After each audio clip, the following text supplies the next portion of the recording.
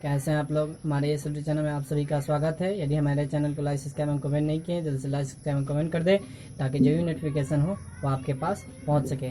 आज हम लोग इस वीडियो में क्लास 10th का मैथ रिलेशन नंबर 8 से संबंधित महत्वपूर्ण टॉपिक्स पर बात करेंगे, जिसका नाम है त्रिकोणमिति का परिचय।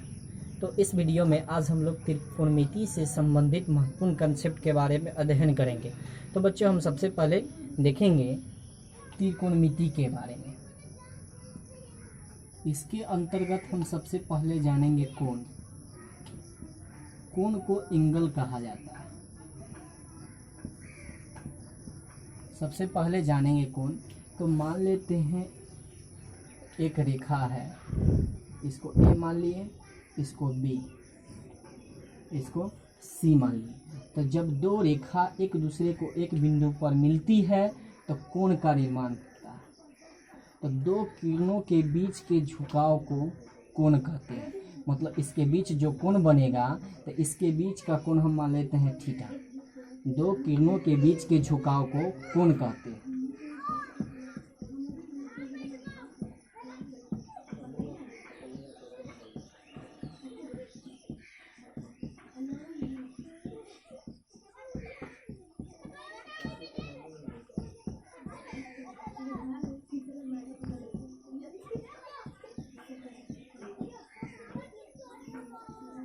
देखिए, दो किरणों के बीच के झुकाव को कोण कहते हैं। अब हम लोग जानेंगे त्रिकोणमिति के बारे में।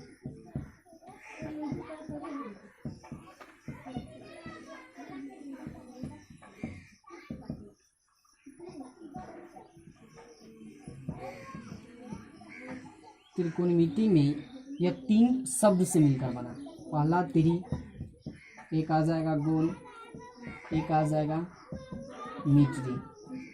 तो त्रि का अर्थ हो जाता है तीन, गोल का अर्थ होता है भुजा और मिति का अर्थ हो जाता है मापना। अगर इस तीनों को मिला दिया जाए, त्रि का अर्थ हुआ तीन, गोल का अर्थ हुआ भुजा और मिति का अर्थ हुआ मापना, और इन सभी का अर्थ मतलब त्रिकोणमिति का अगर अर्थ देखेंगे तो यह आ जाएगा तीन भुजा को मापना। तो यहाँ देखिए आ गया तीन भुजाओं को मापना। अगर यह तीन भुजाओं को मापेगा तो तीन कोण को भी मापेगा, तीन शीर्ष को भी मापेगा। तो इसके अंतर्गत हम लोग देखेंगे कि त्रिकोणमिति के बारे में देखेंगे। तो त्रिकोणमिति एक तरह का गणित की शाखा होगा।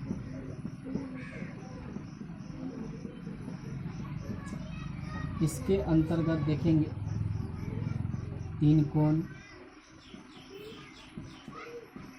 तीन शीर्ष, तीन भुजा। तो एक त्रिभुज मान लेते हैं।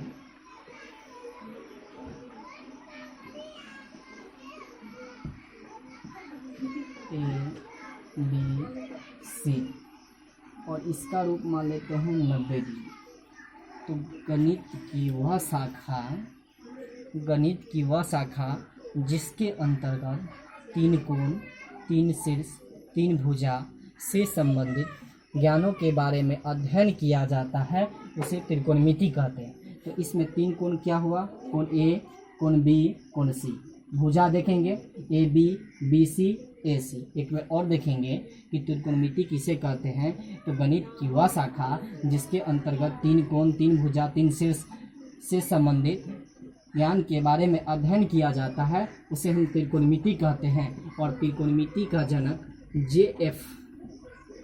हर्बर्ट ने 1890 ईस्वी में किया।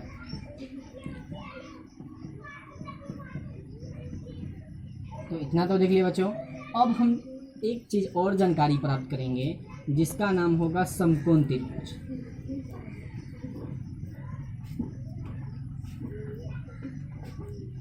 तो वह त्रिभुज जिसका एक कोण समकोण अर्थात 90 डिग्री का हो, मतलब वह त्रिभुज जिसका एक कोण समकोण हो अर्थात 90 डिग्री का होता है, उसे हम समकोण त्रिभुज कहते हैं। और समकोण में दो निम्न कोण होते हैं। तो पहला मान लेते हैं कि यहाँ एक कोण यह हुआ और दूसरा कोण सी हुआ। अगर इस कोण का मान 45 डिग्री मान लिया जाए तो इस कोण का मान भी 45 डिग्री होगा। तो यहाँ मतलब एक तो कोण मान दिया है 90, अगर एक कोण का मान रखेंगे तो दूसरे कोण का मान प्राप्त किया जा सकता है। 90 में से घटाकर दूसरे कोण का मान प्राप्त कर सकते हैं तो वह न्यून कोण का मान होगा। मतलब कहा जा सकता है कि समकोण त्रिभुज में दो न्यून कोण होते हैं। तो देखिए वह त्रिभुज जिसका एक कोण 90 डिग्री का होता है उसे हम समकोण त्रिभुज कहते हैं। अब हम लोग नेक्स्ट टॉपिक पे बात करेंगे जिसका होगा त्रिकोणमितीय अनुपात। त्रिकोणमितीय अनुपात में देखेंगे बच्चों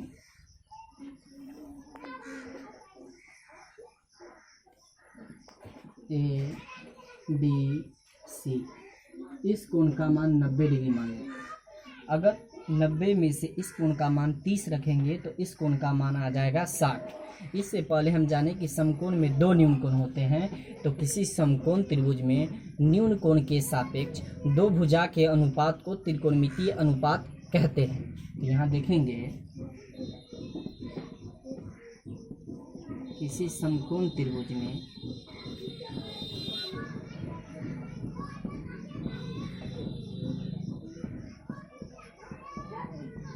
न्यून कोण के सापेक्ष दो भुजा के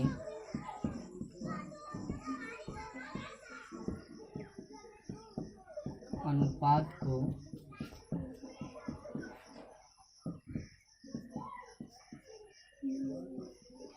त्रिकोणमितीय अनुपात कहते हैं। यह 6 प्रकार का होता है। मतलब इसका जो प्रकार होता है वह 6 होता है। पहला साइन थीटा, दूसरा कॉस थीटा, तीसरा टेन थीटा, चौथा साइन का उल्टा होता है वह आ जाएगा कॉसेक थीटा, कॉस का उल्टा सेक थीटा, छठा में देखेंगे टेन का उल्टा कॉट थीटा। तो केस 1 मान लेते हैं, साइन का उल्टा कॉसेक, कॉस का उल्टा सेक,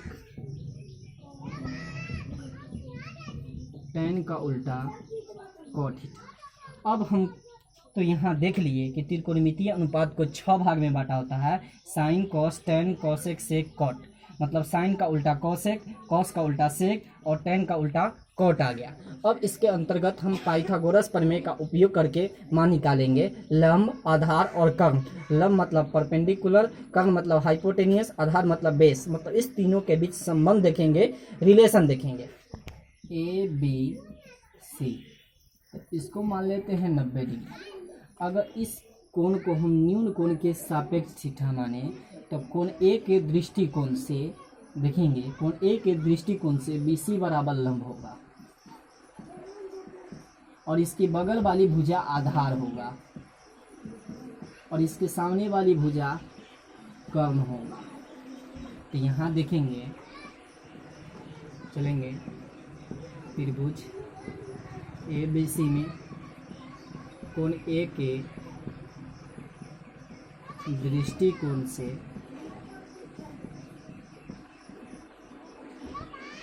BC बराबर लंब, AB बराबर आधार, AC बराबर कर्ण। तो यहाँ सबसे पहले मेन कंसेप्ट है कि कोण को पकड़ना। तो कोण ए के सामने से BC लंब होगा तो BC बराबर लंब मान लिए, AB बराबर आधार मान लिए और समकोण के सामने वाली भुजा कर्ण होगा तो AC बराबर कर्ण मान लिए। अगर हम कोण को बदल दें, इसी तरह से इसको देखेंगे ABC, इसको 90 डिग्री और इस कोण को हम थीटा मान लें तो इसके सापेक्ष से लंब और आधार कोण होगा। पुनः चलेंगे अब त्रिभुज ABC में कोण C के दृष्टिकोण से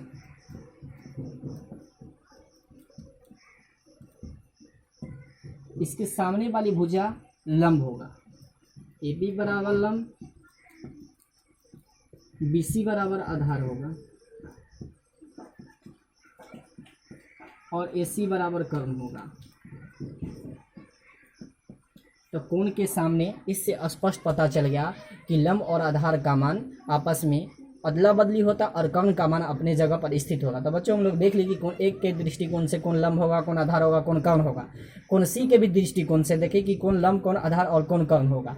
अब हम लोग देखेंगे कि लंब, आधार और कर्ण किसे कहते हैं और इसके बीच, तीनों के बीच रिलेशन देखेंगे, फॉर्मूला की प्राप्ति करेंगे। परपेंडिकुलर तो कौन मान लेते हैं, पी के सामने वाली भुजा, तो ठीक सामने वाली भुजा को लंब कहते हैं।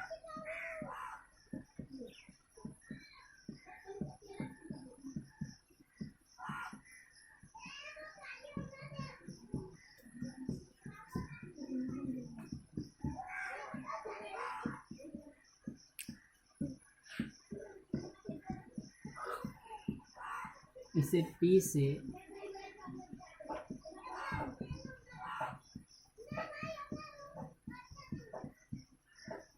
सूचित किया जाता है। उसके बाद हम देखेंगे क्या इसकी बगल, कौन पी के सामने वाली भुजा देखें क्यू आर और इसकी बगल वाली भुजा आया पी क्यू, तो यह मान आधार हो जाएगा। तो ठीक बगल वाली भुजा को आधार कहते हैं, इसको बेस बोलते हैं। ठीक बगल वाली भुजा को आधार कहते हैं। इसे बी से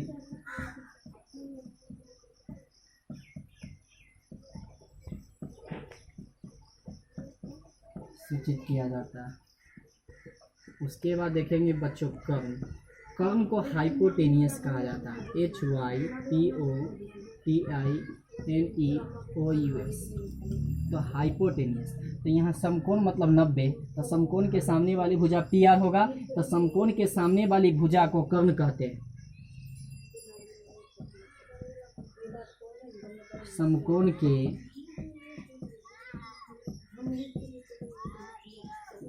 सामने वाली भुजा को कर्ण कहते हैं। कर्ण को H से सूचित किया जाता है, इसे H से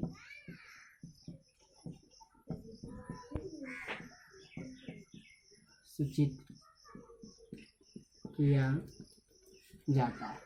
तो यहाँ पे देख लिए आधार किसे कहते हैं, लंब किसे कहते हैं, कर्ण किसे कहते हैं। अब हम पाइथागोरस प्रमेय के अनुसार प्रमेय का उपयोग करेंगे। तो नोट में देखेंगे, मान लेते हैं नोट नंबर 1 मान लेते हैं। तो पाइथागोरस नामक महोदय, तो उन्होंने बताया कि किसी समकोण त्रिभुज में कर्ण का वर्ग लंब का वर्ग प्लस आधार के वर्ग के बराबर होता है। तो लंब का स्क्वायर अब प्लस कर्ण का स्क्वायर बराबर H का स्क्वायर, इसको समीकरण 1 मान लेते हैं। पाइथागोरस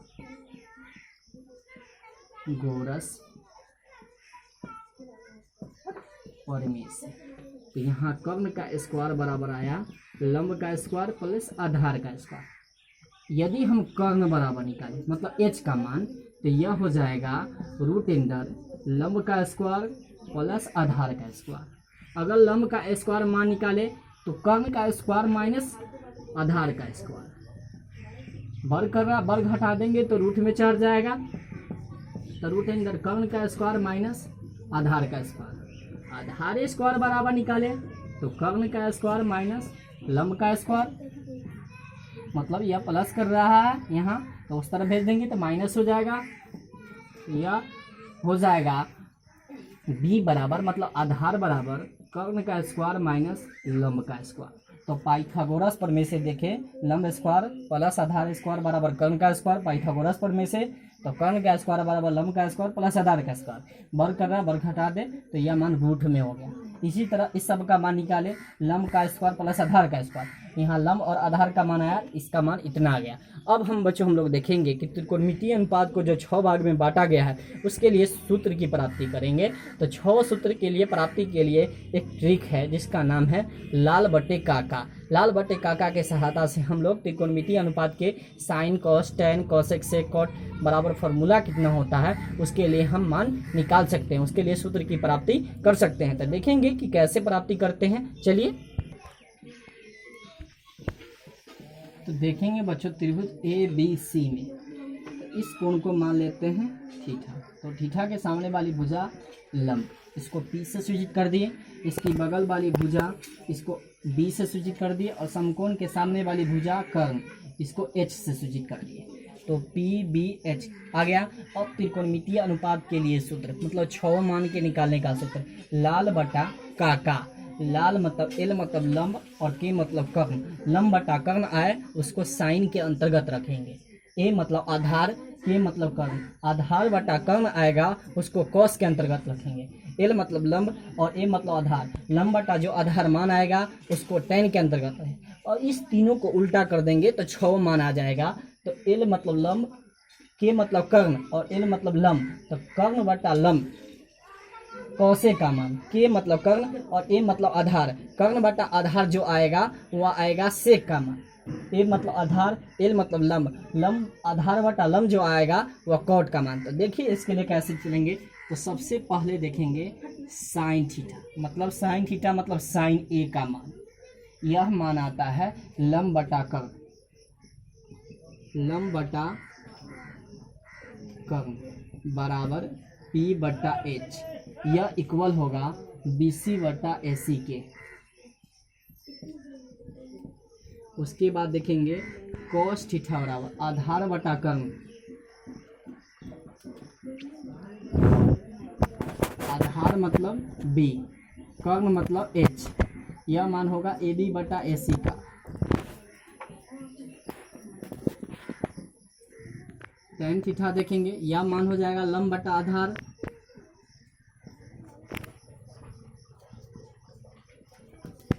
P बटा B।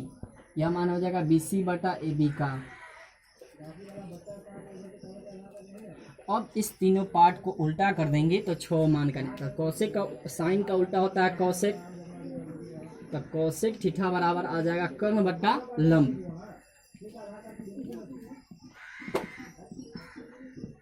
H बटा P, SC बटा BC। अब देखेंगे कॉस का उल्टा बच्चों होता है सेक, तो सेक थीटा बराबर आ जाएगा कर्ण बटा आधार, या H बटा B मतलब AB SC बटा AB। अब आ जाएगा tan, तो tan का उल्टा होता है कॉट, तो कॉट थीटा बराबर आ जाएगा आधार बटा लंब। अब यह मान आ जाएगा B बटा P के बराबर, और B मतलब AB और लंब मतलब BC, तो AB बटा BC। तो इसी को हम लोग बोलते हैं त्रिकोणमितीय अनुपात। 6 मान के लिए आपका सूत्र निकल गया, और इसी सूत्र के सहायता से प्रश्नावली 8.1 को सोल्व किया जा सकता है। तो हम लोग अगले वीडियो में नेक्स्ट दिन हम लोग 8.1 से रिलेटेड हम लोग इस टॉपिक सूत्र पर आधारित क्वेश्चन पर बात करेंगे। इस वीडियो को शुरू से अंत तक देखें, और उम्मीद करते हैं कि बच्चों आप लोगों को पूरा त्रिकोणमिति से संबंधित जितने भी टॉपिक्स पे बात किए वो आपको समझ में आ ही गया होगा। तो हमारे कमेंट बॉक्स में लिख कर बताइए, और हमारे चैनल को लाइक सब्सक्राइब और कमेंट करना ना भूलें, ताकि जो भी नोटिफिकेशन हो आपके पास पहुंच सके।